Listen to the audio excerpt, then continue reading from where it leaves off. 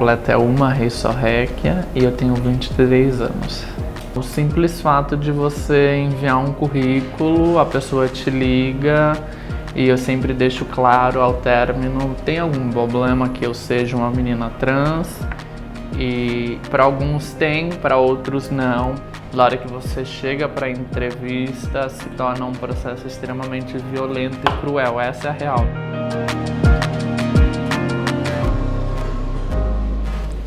Rainan de Souza Lima, tenho 21 anos. Sempre eu dei a entender que os estilos, roupas e como eu me via não era como uma mulher. Então, assim, quando eu descobri o termo transexualidade, falei, eu realmente me encaixo nessa questão. Meu nome é Laura Marcele Souza Ribeiro, tenho 28 anos. Como é que a gente vai conseguir garantir a entrada e a permanência no mercado de trabalho e até a suposta ascensão social se a gente não está garantindo nem com que as nossas meninas trans, travestis, meninos trans estejam se alfabetizando?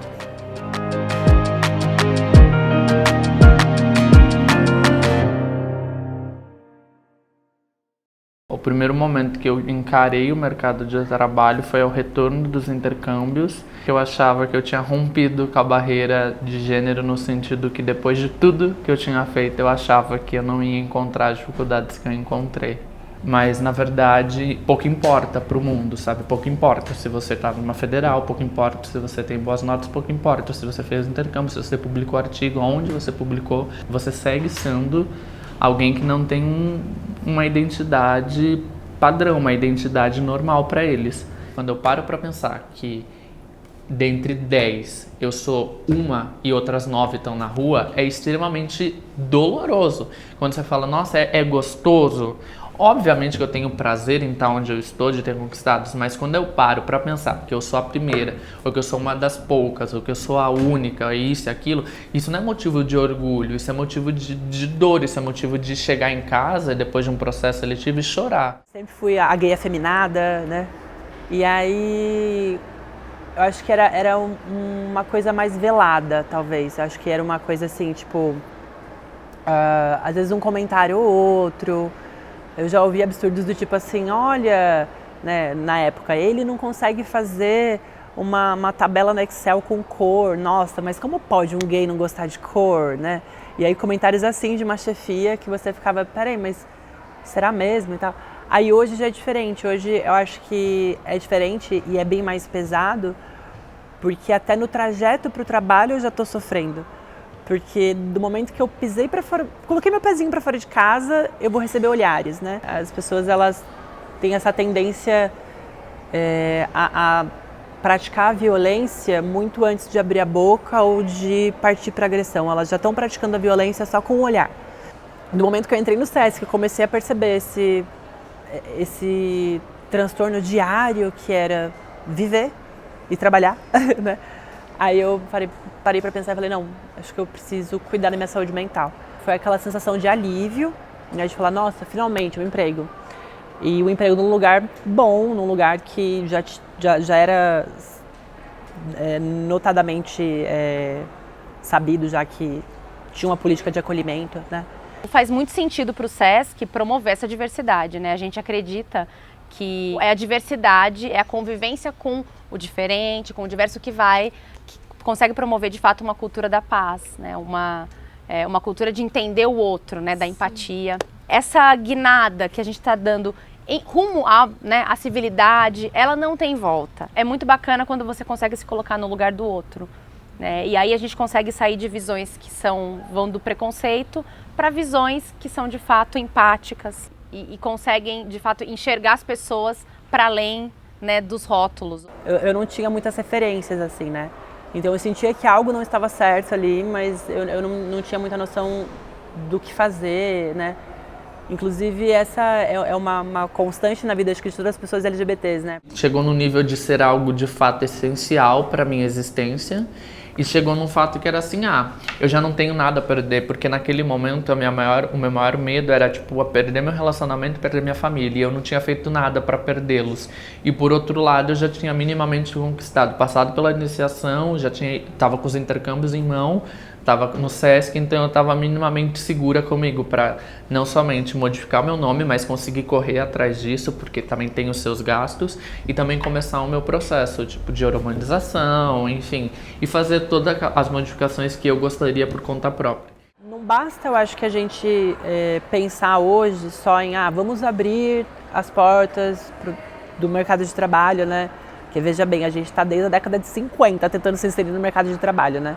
Quando começa a industrialização no Brasil, a gente vê um boom de gente conseguindo emprego, mas para LGBT, de modo geral, a gente está indo sempre para ramos muito subalternizados, assim, inferiorizados, que é ou a estética ou limpeza, sempre nessas áreas. E aí agora, quando começa a abrir as portas, né, aparece aquela propaganda do LinkedIn maravilhosa, né? O LinkedIn parece que, uau, super fácil uma pessoa trans subir na vida, né? Como as pessoas falam.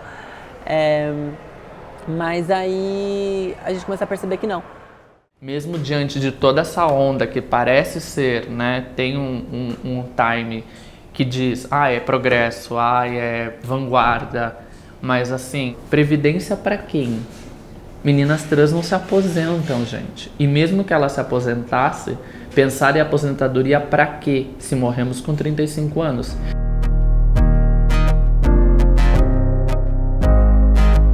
Família é o primeiro pilar, né? Porque é onde você mais convive com as pessoas. Eu tenho mais 3 irmãs, então a aceitação familiar com religião é muito difícil. Depois disso, eu levaria isso realmente para um ambiente de trabalho, onde você, de repente, tem medo de agir de certa forma por conta de você, sei lá, sofrer um preconceito contra as pessoas, sabe? As outras pessoas falarem pra você, o que você tá fazendo? O que é isso? Não é legal? E você fica com esse receio. Quando eu entrei aqui na Apex, eu sofri aquele impacto de tipo, agora eu tô livre, eu posso ser quem eu sou, mas eu preciso fazer cirurgias e me submeter a uns métodos que eu não sei se a empresa vai apoiar, entendeu? Aí eu tenho convênio, eu consegui atendimento psicólogo, endócrino, consegui um cirurgião e tudo mais, com o convênio da empresa cobrindo. Porém, aí eu falei, vou ter que falar com o meu gestor e ver o que ele fala. A gente está pregando diversidade, eu preciso da posição dele.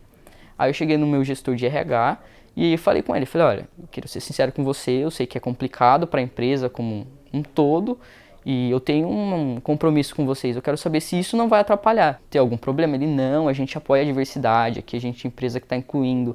Isso não é diversidade se eu falar para você, não, você não vai fazer, isso vai atrapalhar e vou te mandar embora. Então, inclusão também é isso. A gente já percebeu que diversidade traz inovação. Diversidade é um dos principais elementos para a inovação, que é um dos pontos chaves para qualquer organização, né? Para a gente poder sobreviver nesse mundo corporativo cada vez mais competitivo, nós precisamos inovar e precisamos ser diferentes. E por isso, então, a ideia de diversidade cada vez mais forte nas organizações. Trazer pessoas trans para a organização, eu acredito que isso depende também um pouco mais de um avanço social, né? A gente está numa cidade que ela ainda precisa evoluir um pouco mais, o interior ainda precisa evoluir um pouco mais nesse processo de aceitação e de respeito, mas olhando do ambiente organizacional, tudo vai depender da performance. E a gente já tem visto nos dias iniciais uma boa performance trazendo esses públicos para dentro da organização. O que eu trouxe de bandeiras até hoje é quem eu sou, né? Então, para mim foi muito mais fácil começar esse processo porque eu já estava no meu lugar de fala. Então, eu conseguia mostrar para a organização que trazer pessoas diferentes era importante, porque eu era uma dessas pessoas diferentes, porque eu sou uma das pessoas que normalmente não estaria em uma posição de liderança como eu estou hoje, numa posição que tem uma tal relevância na organização, no passado por ser LGBT. Aqui em Sorocaba somos os primeiros a estar falando desse tema, mas a gente não espera ser os últimos, né? A gente espera começar a puxar uma fila, porque o assunto é importante para a comunidade sorocabana, para a gente poder pensar nesse ambiente empresarial que a gente tem aqui, é uma das principais economias dentro de São Paulo e que tem um potencial enorme para poder crescer e se desenvolver se a gente vê o valor da diversidade e se a gente dá espaço para que as pessoas possam ser elas mesmas no trabalho e trazer resultados diferentes. Então, principalmente um convite para que as outras empresas, elas parem de ter medo. Acredito demais que é pela educação e pela cultura que a gente pode, de fato, ter transformações positivas aí no nosso mundo. Sinto bastante privilegiado, né? Porque assim, contudo, eu consegui estudar, eu não parei a escola, fiz a faculdade, hoje eu trabalho, tenho a minha vida e eu consigo conciliar tudo isso com a transição, porque muita gente para, de repente, por descobrir muito cedo a transexualidade, para o estudo por conta de família e pressão psicológica. O ideal para as pessoas trans, para a comunidade trans, é que as nossas famílias não nos rejeitem e que elas não nos expulsem, que elas não nos violentem, que elas não sejam cruéis. E no sentido que elas sempre sabem. Tenho a certeza de que o espaço que emprega pessoas trans, que emprega LGBTs, também tem que ter essa consciência, né? De que se pra gente já é difícil conviver em sociedade sem necessariamente estar trabalhando no mercado formal, quem dirá estando nele, né? Convivendo diariamente com esse outro espaço da sociedade.